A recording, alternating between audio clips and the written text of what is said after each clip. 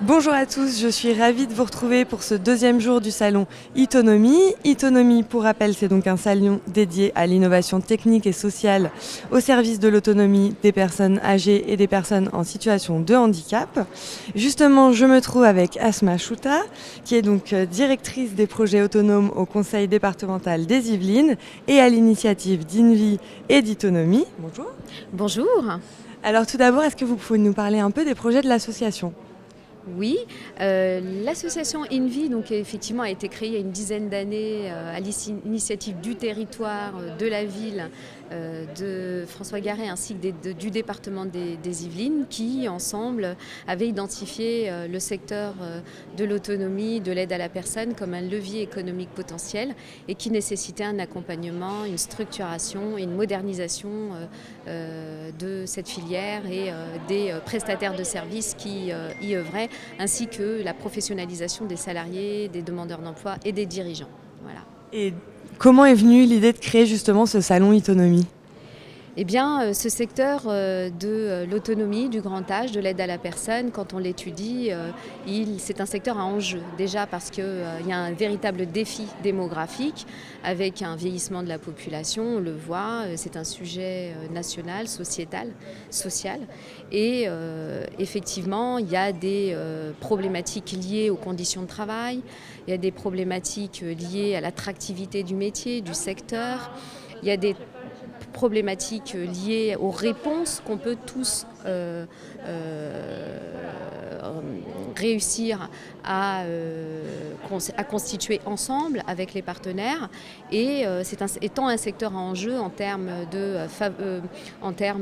défis démographiques et nécessitant de favoriser l'accompagnement, les parcours des personnes âgées et des personnes handicapées, il était utile de voir comment le numérique, la technologie pouvait venir effectivement apporter un soutien à ce secteur d'activité.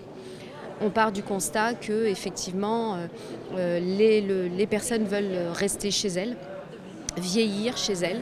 Pour que ce soit possible, il faut les sécuriser. Faut apporter du lien social, il faut leur apporter un appui au cadre de vie, un accompagnement au cadre de vie et le logement devient donc un déterminant de l'autonomie.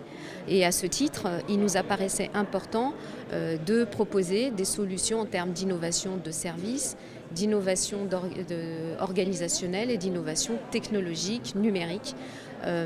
Voilà, et donc c'est de ce fait qu'on a initié le hub Itonomie, d'abord avec un salon, puis en proposant un accompagnement aux porteurs de projets, aux start-up, donc un programme d'incubation, un programme d'accélération, parce que la force de notre projet avec les départements et les structures, c'est que ça constitue un territoire d'expérimentation et dans les finalités d'usage, on était au plus près des personnes âgées et des personnes qui vivent un handicap pour apporter des réponses avec les partenaires en faisant émerger des solutions nouvelles et l'offre de demain. Alors justement, là c'est la 4e édition du salon, c'est le 2e jour. Est-ce que vous tirez un bilan déjà de la journée d'hier ? La journée d'hier, alors ce qui est important, c'est qu'on a tenu quand même à préserver ce salon et à le maintenir. On s'est posé la question, comme tout le monde, puisque ce salon, il a commencé à se préparer dès le confinement. Et puis on s'est dit qu'effectivement, on était dans un secteur qui, au premier chef, était concerné par la gestion de cette crise sanitaire. Parce qu'ensemble, avec les départements, les collectivités territoriales, INVI, ses partenaires, les services à domicile, les acteurs du médico-social et les acteurs du soin, on a œuvré ensemble en faisant fi des silos et des cloisonnements de services pour apporter des réponses, notamment sur les équipements de protection, sur les plateformes d'écoute téléphonique, psychologique, sur l'accompagnement, la mise en place des plans de continuité, travailler sur les remplacements des personnes qui étaient justement à l'isolement, proposer des bouquets de services une fois que les personnes étaient mises à l'isolement et détectées par les services de l'ARS et de la CEPAM. Donc effectivement là le département a beaucoup œuvré aux côtés de l'ARS, de la préfecture et de la CEPAM et on a vu effectivement combien justement ce secteur s'est organisé, le territoire s'est organisé et a soutenu effectivement l'État dans les actions qu'il fallait mener. Et à ce titre, on s'est dit qu'effectivement, la technologie a été une aide et constitue une aide.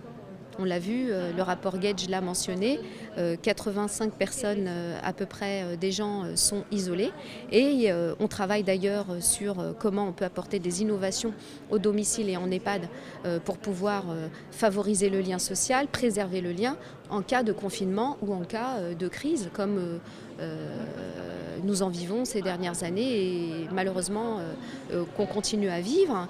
La situation n'est pas rassurante, donc effectivement.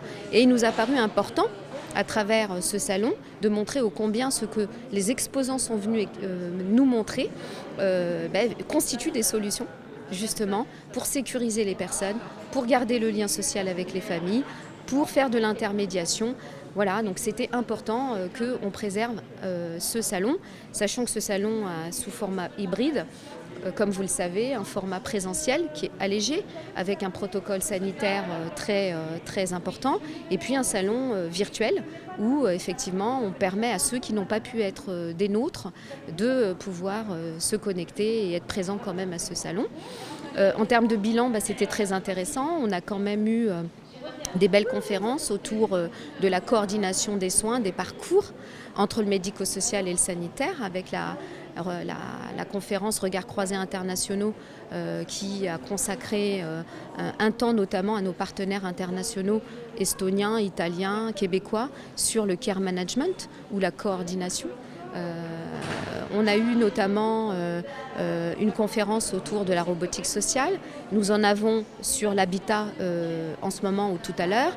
Et cet après-midi, nous inaugurons cette agence. Donc en termes de bilan, les retours des exposants sont très positifs, des intervenants. Et puis ça permet au moins de dire que ça continue et qu'on œuvre pour apporter des solutions aux personnes, à nos concitoyens qui sont les plus fragiles.